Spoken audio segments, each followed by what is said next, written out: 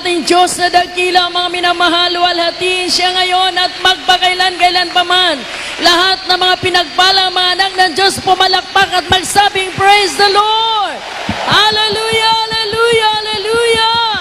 Purihin natin ang ating mahal na Panginoon. Yan po ang dakilang utos ng ating mahal na Panginoon.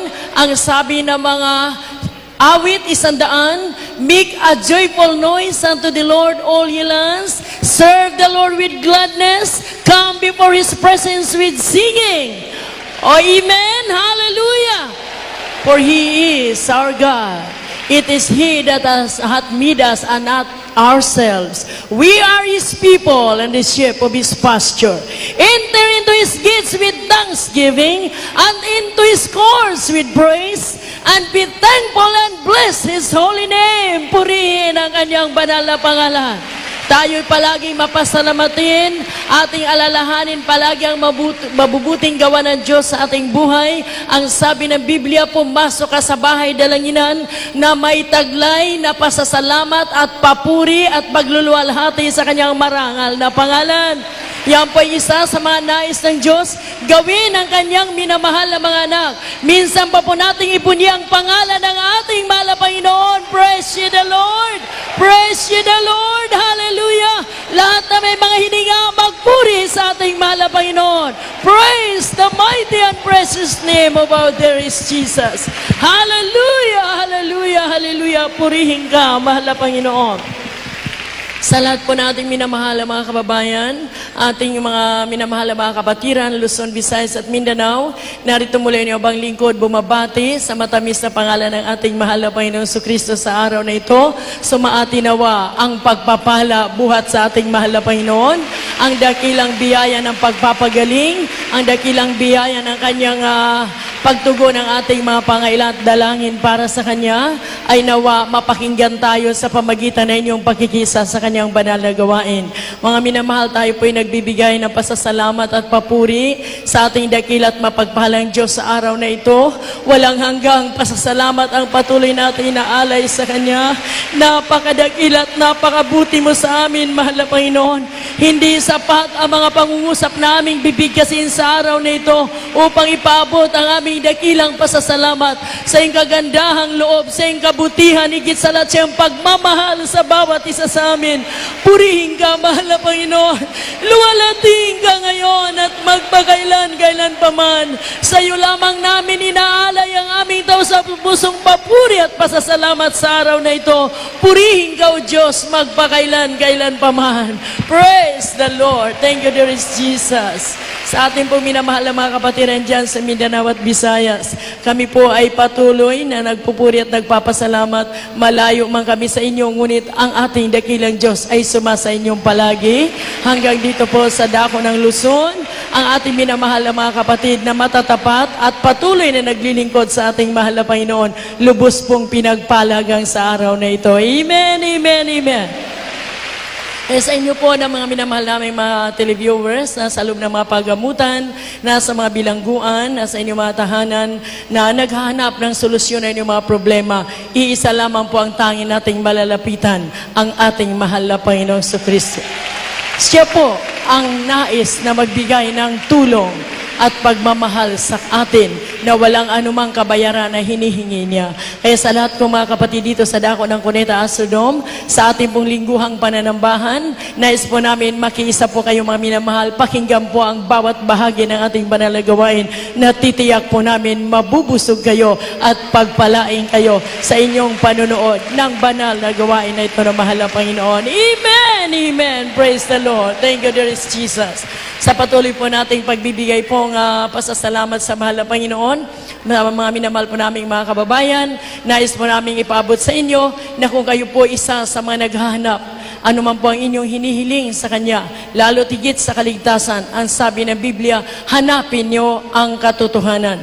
Kung hindi pa ninyo natagpuan ang katotohanan sapat hindi pa kayo gumagaling, hindi pa kayo nagkakaroon ng pagbabagong buhay, hindi pa sapat ang kapayapaan na inyong natamo, ang sabi ng Biblia, Jesus is our peace. Siya ang ating kapayapaan. Siya ang ating dakilang manggagamot. At ang sabi ng Biblia, ang sanhi na kanyang pagparito sa lupa ay upang pagpahingahin tayo sa ating mga kalungkutan, sa ating mga kahirapan, sa ating mga karamdaman. Ang sabi, magsiparito kayo sa akin. Lumapit kayo sa akin mga napapagal at nabibigat ang lubha at kayo aking pagpahingahin. Amen? Narito po ang paanyaya sa inyo na mahal na Panginoon.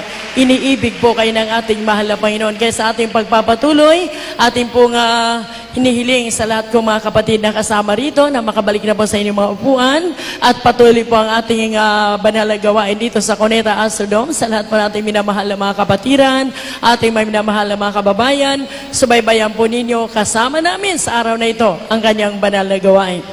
Ang sabi ng banal na kasulatan, mga minamahal, nais ng Diyos sa 14:12 ng Juan, ang sabi po rito niya na nais niya na ang kanyang mga anak ay gagawa pa ng higit pa sa kanyang ginagawa nung siya ay nasa lupa.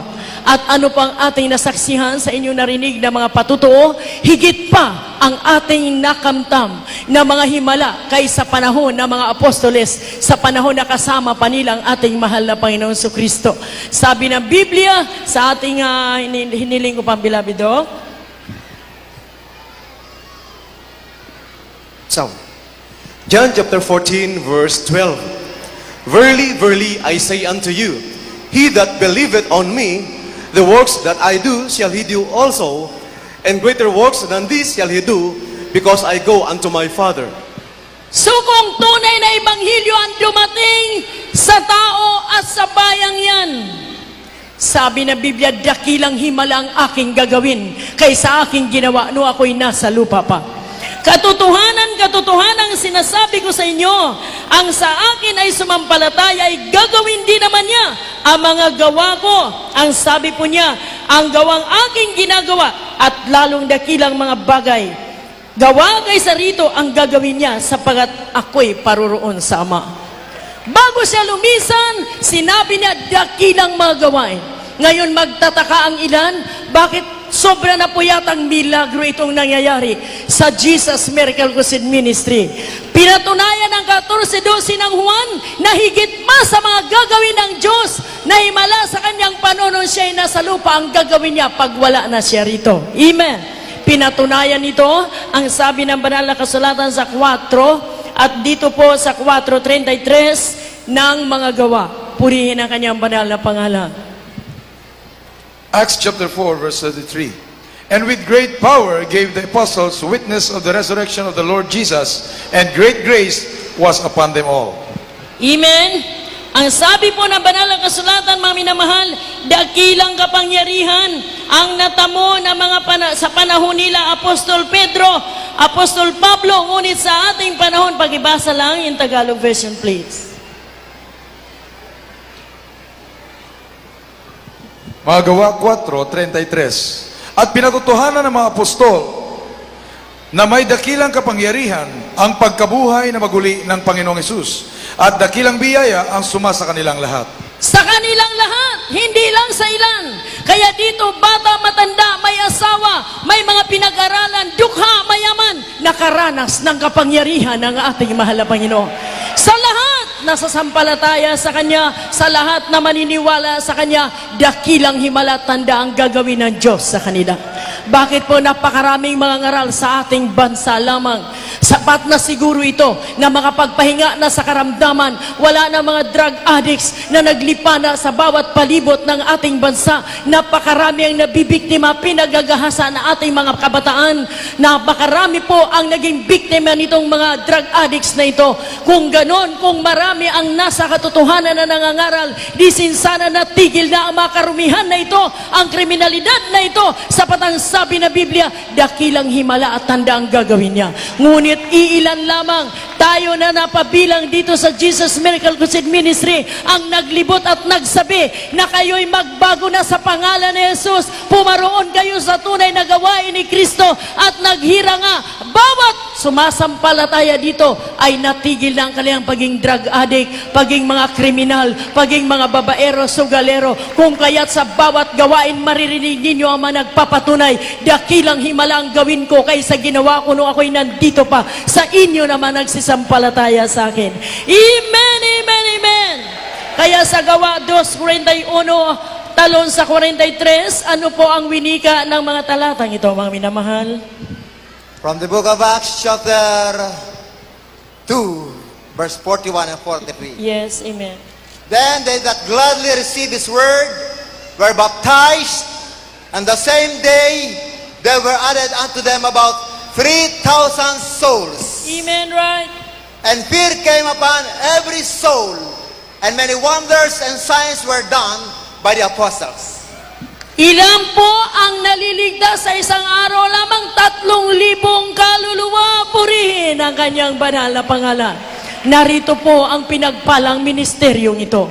Ang sabi, habang humahayo ang mga apostoles, sa isang araw may tumatanggap ng bautismo na 3,000 kaluluwa. Kung kaya't Luzon, Visayas at Mindanao, nakita ninyo ang napakarami nating mga kababayan kapag sila'y makapakinig sa mga krusada ng Jesus Miracle Crusade Ministry, sila po ay totoong nakapagpapahinga, sila po ay totoong nagsigaling, sila po ay totoong binago ng ating mahal na Panginoon. At ang sabi dito, mga minamahal, anong sabi po ng 41, yun ngang nagsitanggap ng kanyang salitay ng bautismuhan. Ang sabi po dito ay napadagdag sa kanila nung araw na yun ang may 3,000 kaluluwa. 43, at ang takot ay dumating sa bawat kaluluwa at ginawa ang maraming kababalaghan at tanda sa pamagitan ng mga apostol. Saang ginawa? Sa mga kamay ng mga apostol. Hindi po mga apostol na alanganin ang tawag sa kanila. Apostol na nandun pa rin, nalulublob pa rin sa pagkakasala. Ibanghilista, mga pastors, ngayon daw napakarami po ang mga nagtaglay na mga titulong ito. Sino ang ibanghilista, sino ang pastor, sino mga apostoles, sino ang mga guro? Binagong totoo ni Kristo. Ang sabi ng Biblia, nung lumakad ang mga apostoles, marami ang sinidla ng takot. Nagkaroon sila ng takot na gumawa ng kasalanan sapat na pakinggan nilang tunay na ebanghelyo ni Kristo. Kapag tunay na ebanghelyo ni Kristo ang darating po sa atin ang mga tanda na hindi po maipaliwanag. Ngunit kung hindi po magkakaisang mga anak ng Diyos, ayon po mga minamahal, sinasabi may mga pag-alinlangan sapat hindi pa sila humihiwalay sa sanlibutan. Marami ngayon born again daw, kaya ginawang katawa-tawa ang salitang born again. Bakit? Marami po ang gumagaya na maglingkod daw kay Kristo, ngunit hindi nasusunod ang standard paano paglingkuran ang tunay na Diyos. Marami po ngayon humahawak ng banal na kasulatan. Ang namumutawi sa bibig ay pawang pagmumura, pawang panglalait, pawang kabagsikan at galit sa kapwa. Ang sabi na Biblia, nangaral si Apostol Pablo, with boldness, may katapangan para sawatain ang gawa ni Satanas. Amen! Hindi para pagmumurahin ang tao. Makapag-imin ba tayo? Nangangaral ang mga apostolis, hindi minumura ang tao, kundi minumulat sa katotohanan. Ang sabi ng Gawa 2:43, sinidla ng takot ang lahat na nakapakinig ng kanilang pangaral. Why? Tunay na ebanghelyo ang dumating sa kanila. Narito ngayon ang mga pinagpala mga Kristiyano, hindi na po ito nagmumura, hindi na po ito nanonood ng sine, hindi na po ito pumapatay ng kapwa, hindi na po ito nagsisinungaling. Kung mayroon mang bumabalik sa kanilang mga gawi, yan po talaga hindi tinawag ng Diyos. Ngunit kapag sila'y dumating dito at inakap ang katotohanan, sila'y sasamahan ng kapangyarihan ng ating mahal na Panginoon. Amen, amen! Kaya bago tayo, anong sabi? Nagkakaisa ang mga apostoles sa kanilang panahon. Amen. 5:12 na mga gawa. Purihin ang kanyang banal na pangalan. Acts chapter 5, verse 12. And by the hands of the apostles were many signs and wonders wrought among men, among the people, and they were all with one accord in Solomon's porch.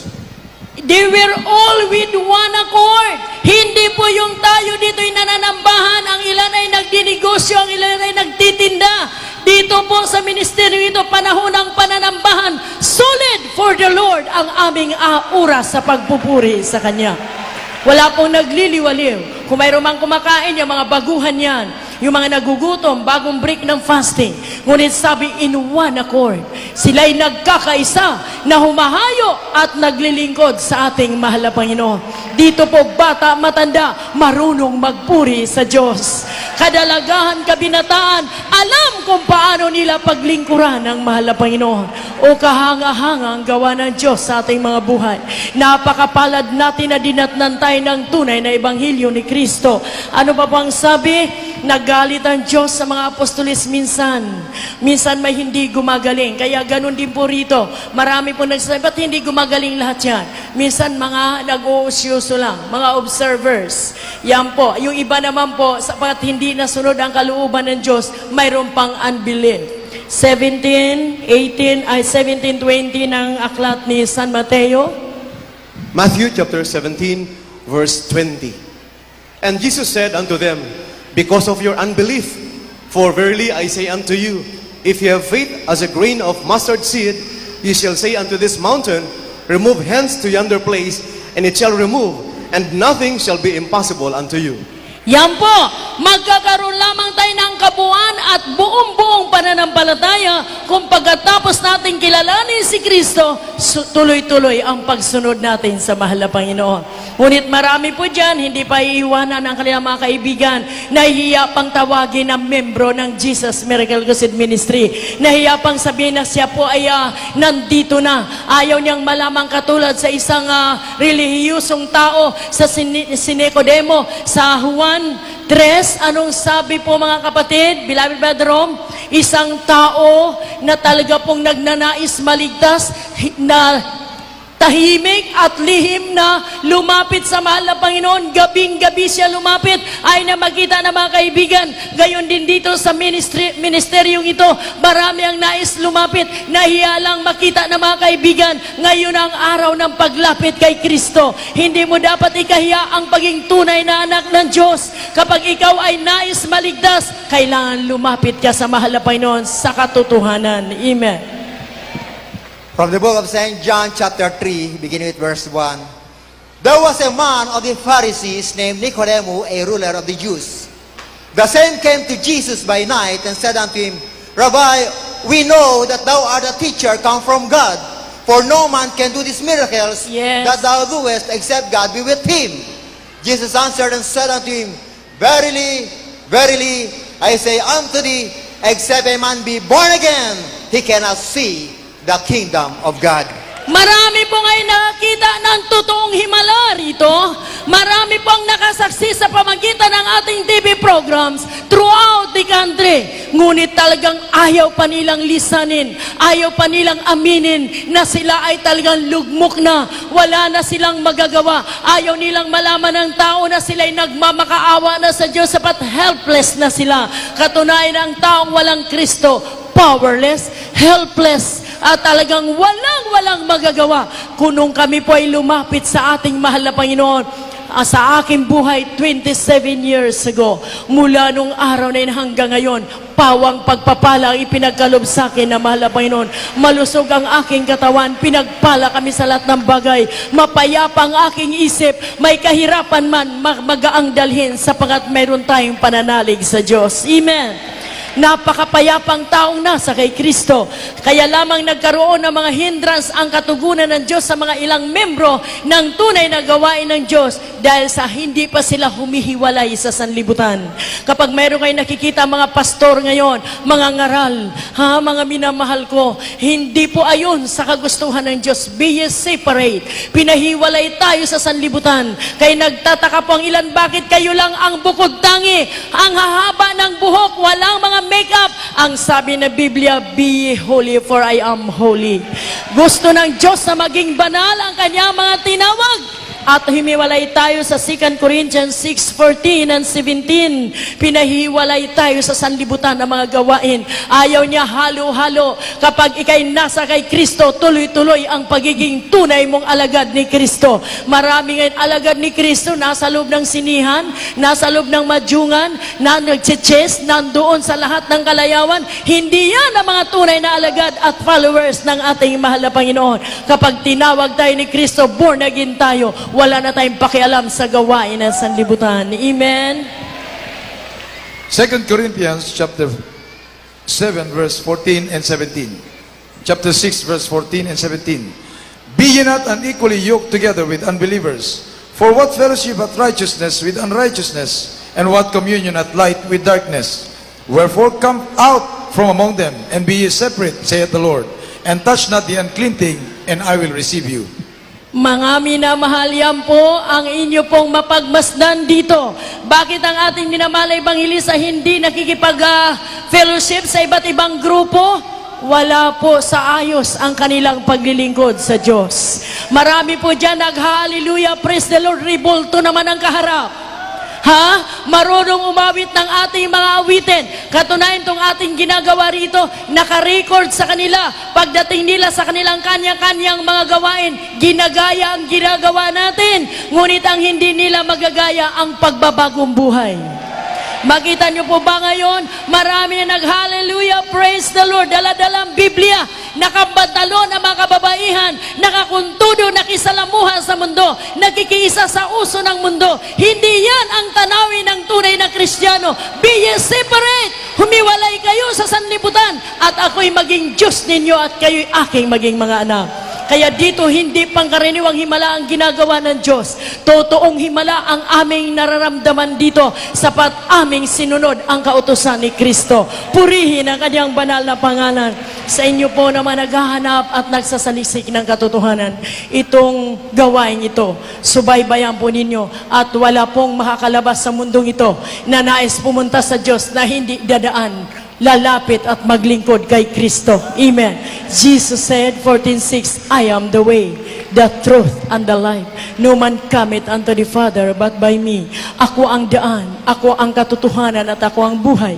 Walang sino man, walang over the bakod, baga makarating ka sa langit, hindi, dadaan ka kay Kristo. Anong gawin natin? Kilalanin siya na siya ay Diyos, hindi tao si Kristo. Siya ay Diyos na Ama, nagpakatao, nagpakaba sa lupang ito para matubos tayo sa ating mga kasalanan. Narito po ang ating mahalam, kumakatok sa inyong mga puso. Nais niyang pagpalain kayo. Nais niyang makarating kayo sa buhay na walang hanggan. Ito ang gawain na dapat ninyong subaybayan. Tinatawagan ang lahat ng ating mahal na Panginoon.